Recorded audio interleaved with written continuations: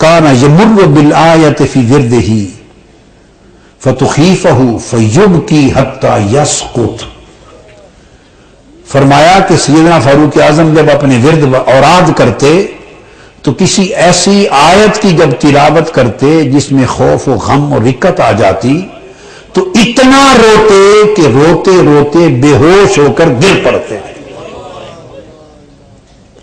وَيَلْزَمُ بَيْتَهُ الْيَوْمَ وَالْيَوْمَيْنِ حَتَّى يُعَادْ وَيَحْسَبُونَهُ مَرِيضًا. اور اتنا گر پڑتے کہ دو دن تک گھر میں مریضوں کی طرح پڑے رہتے. لوگ آپ کی عیادت کے لیے آتے، سمجھتے شاید مریض ہو گئے. یہ کیفیت تھی گریہ اور بکا کی. اور مصنف عبد الرزاق اور سنن بہقی میں حدیث ہے، اور امام بخاری نے ترجمۃ الباب میں بھی اس کو روایت کیا. عبداللہ بن شداد بن الحاد روایت کرتے ہیں، یقول سمعت نشید عمر بن الخطاب وانا فی آخر الصفوف فی صلاة الصبح یقرأ من سورة یوسف یقول ان مشکو بسی وحزنی اللہ. فرماتے ہیں کہ نماز فجر میں سیدنا فاروق اعظم رضی اللہ تعالیٰ عنہ کے پیچھے مسجد میں نماز پڑھنے آیا. آپ جماعت کرا رہے تھے اور میں آخری صف میں تھا، آخری صف میں. اور عمر فاروق رضی اللہ تعالیٰ عنہ سورہ یوسف کی تلاوت فرما رہے تھے صبح نماز فجر میں.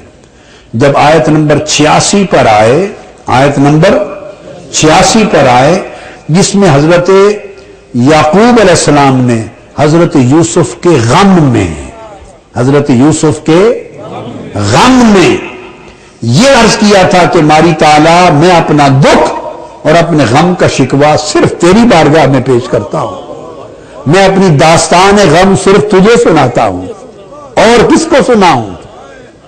میرا غم اور کون جانتا ہے؟ میرے یوسف کا غم اور دکھ صرف تیری بارگاہ میں پیش کرتا ہوں.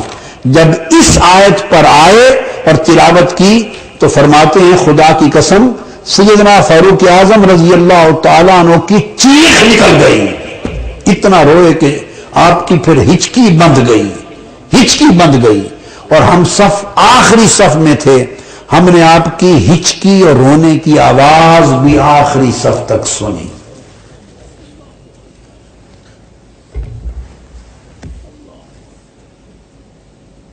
اور امام بہقی نے روایت کیا ابی معمر سے ان عمر قرأ سورۃ مریم فسجد ثم قال هذا السجود فأين البكاء. سیدنا فاروق اعظم رضی اللہ تعالیٰ عنہ نے نماز پڑھی، سورہ مریم کی تلاوت کی، وہ جو میں نے بتایا. اور جب سورہ مریم کی تلاوت کی اور سجدہ کیا اور اٹھے تو کہنے لگے لوگو یہ تو سجدہ تھا، رونا کہاں ہے؟ یہ تو سجدہ تھا، رونا کہاں ہے؟ یہ میں نے آپ کو سنتیں بیان کی قرآن سے اور سنت نبوی اور سنت صحابہ کرام. یہ سوال اس وقت بھرتے ہیں جب دل کسی سے محبت سے خالی ہوتا ہے. محبت ہو تو دل ہی جواب دے دیتا ہے سب سوالوں کا. محبت ہو تو اندر سے جواب مل جاتے ہیں. تو میں عرض کر رہا تھا تو اللہ رب العزت نے فرمایا کہ میرے محبوب کو اذیت دینا ہمیں گوارا نہیں، اس پر لعنت. اور پھر آگے چل کے فرمایا منافقو اگر تم میرے محبوب کو اذیت دینے سے باز نہ آئے، وہ منافق جن کے دلوں میں مرض ہے اور مدینہ میں محض میرے محبوب کو تنگ کرنے کے لیے جھوٹی افواہیں پھیلاتے ہیں، ان کو ایذا دینے کے لیے، ایذا رسانی کے لیے، پریشان کرنے کے لیے جھوٹی افواہیں پھیلاتے ہیں. اگر تم اس گستاخی سے، اذیت رسانی سے باز نہ آئے تو پھر ہم تم پر ان کو مسلط کر دیں گے کہ وہ مدینہ میں یا اس کے پڑوس میں بھی تمہیں ٹھہرنے نہ دیں گے. اور یہ کہہ کر فرمایا آگے ملعونین، یہ جو میرے محبوب کو اذیت دینے والے ہیں یہ لعنتی لوگ ہیں. بعض لوگوں کو یہ بھی پرابلم ہے کہ یزید پر لعنت نہیں ہونی چاہیے. کیا نہیں ہونی چاہیے؟ یزید نے حضور کو اذیت دی یا راحت پہنچائی؟ اذیت دی. تو وہ قرآن کی اس شک کے تحت لعنتی ہے، ملعونین، ان پر لعنت ہے۔ اور جہاں کہیں یہ لعنتی لوگ پکڑے جائیں انہیں چن چن کر بری طرح قتل کر دو۔ کیوں؟ انہوں نے میرے محبوب کو اذیت پہنچائی ہے۔ اب میں اس طرف آتا ہوں کہ کیا کیا شے حضور کی اذیت کا باعث بنتا ہے اللہ کے ہاں۔ اسی سورہ احزاب میں پیچھے آیت نمبر 51 میں واقعہ ہے کہ آقا علیہ الصلوۃ والسلام کی گھر میں آپ نے دعوت فرمائی صحابہ کرام کی، وہ آ کے بیٹھے، انہوں نے کھانا کھایا۔ جب کھانے سے فارغ ہوئے تو کس کا جی نہیں چاہتا تھا کہ آقا کی بارگاہ میں زیادہ سے زیادہ بیٹھے اور آپ کے دیدار میں رہے۔ سو اس شوق میں کھانے کے بعد باتیں کرنے لگ گئے، حضور سے مسئلے پوچھنے لگ گئے، مسائل، اور آقا کو دیدار کرتے رہے، آقا کا تکتے رہے، باتیں پوچھتے رہے، تو دیر لگا دی۔ جب دیر لگا دی تو اللہ پاک نے اس موقع پر یہ آیت اتاری، کیا کیا چیز رب کے ہاں اذیت دیتی ہے حضور کا۔ فرمایا یا ایھا الذین آمنوا لا تدخلوا بیوت النبی الا یؤذن لکم الی طعام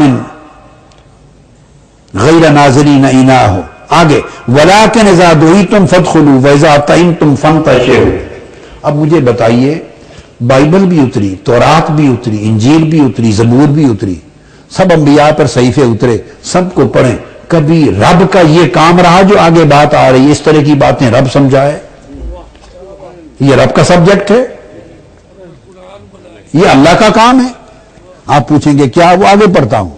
فرمایا کہ لوگوں، جب میرے محبوب تمہیں گھر کھانے کی دعوت دیں آیا کرو، پر کھانا کھا کر فیضا طعمتم فانتشروا، جب کھانا کھا چکو تو فوری گھر چھوڑ کے چلے جایا کرو۔ یہ پروٹوکول سکھا رہا ہے، ایٹیکیٹ سکھا رہا ہے، پھر بعد میں بیٹھے نہ رہا کرو، کھانے کے فوری بعد چلے جایا کرو۔ یہ کوئی سیکریٹری نہیں ہے کسی کا کہ سمجھا رہا ہو آنے والوں کو، پروٹوکول آفیسر نہیں ہے کہ سمجھا رہا ہو، یہ پی ایس نہیں ہے کوئی سمجھا رہا ہو، معاذ اللہ استغفر اللہ، یہ مصطفیٰ کا رب ہے، مصطفیٰ کا خدا ہے، جس نے حضور کو نبی اور رسول بنایا ہے، جس کے سامنے حضور سجدہ ریز ہوتے ہیں، حضور جس کے عبد مقرب اور بندے ہیں، وہ رب جس کے سامنے راتوں کو جھکتے اور روتے ہیں، وہ رب حضور کے لیے فرما رہا ہے لوگوں جب کھانا کھا چکو میرے محبوب کا گھر چھوڑ کے فوری چلے جایا کرو۔ ولا مستانسین لحدیث، اور باتوں کے ساتھ دل لگا کر نہ بیٹھا کرو۔ 1,24,000 انبیاء آئے، معاملات تو ان کے ساتھ بھی ایسے ہوتے تھے، لیکن کسی اور نبی کے لیے ایسی کوئی بات اللہ نے اتاری ہو؟ یہ اللہ کی رسپانسبلٹی ہے، یہ اللہ کا کام ہے کہ کھانے کے بعد پھر دل لگا کے باتوں میں بیٹھے نہ رہا کرو۔ کیوں؟ اللہ جواب خود دیتا ہے، ان ذالکم کان یؤذی النبی، تمہارا دیر تک بیٹھے رہنا میرے محبوب کو اذیت دیتا ہے۔ ارے سوچو، کھانے کے بعد دیر تک بیٹھے رہنے سے محبوب کو اذیت ہوتی ہے اور رب کو گوارا نہیں، اور جو 10 محرم الحرام عاشور محرم کو ہو گیا اس کی اذیتوں کا عالم کیا ہوگا؟ صرف کھانے کے بعد دیر تک بیٹھے رہنے سے اذیت ہوتی ہے، رب کو گوارا نہیں۔ کسی نے حضور کا مقام ہی نہیں سمجھا، ان بدبختوں نے مقام نہیں سمجھا۔ علامہ آلوسی فرماتے ہیں، علامہ آلوسی صاحب روح المعانی فرماتے ہیں کہ میری بصیرت اور تحقیق یہ کہتی ہے کہ یزید بدبخت حضور کی رسالت پر ایمان نہیں رکھتا تھا، آقا علیہ السلام کی رسالت پر ہی ایمان نہیں رکھتا تھا، بے ایمان کافر تھا۔ اگر رسالت پر ایمان ہوتا تو حضور کو اس طرح اذیت نہ دیتا۔ وہ رسول جس کے گھر کھانے کے بعد صحابہ بیٹھے رہیں، اب ان بیٹھے رہنوں میں سب صحابہ ہی ہوں گے نا، حضرت عمر بھی ہوں گے، حضرت سیدنا ابوبکر صدیق بھی ہوں گے، سیدنا فاروق، دعوت جو دی تھی کھانے پر تو یہ رہ گئے ہوں گے، سیدنا صدیق اکبر بھی ہوں گے، سیدنا فاروق اعظم بھی، عثمان غنی بھی، مولا علی شیر خدا بھی، عبداللہ ابن مسعود، عبداللہ ابن عمر، سارے صحابہ اکابر ہوں گے، اور اصاغر بھی ہوں گے، نئے بھی ہوں گے، پرانے بھی ہوں گے، ساروں کو ان جنرل فرمایا، کھانا کھا کے رات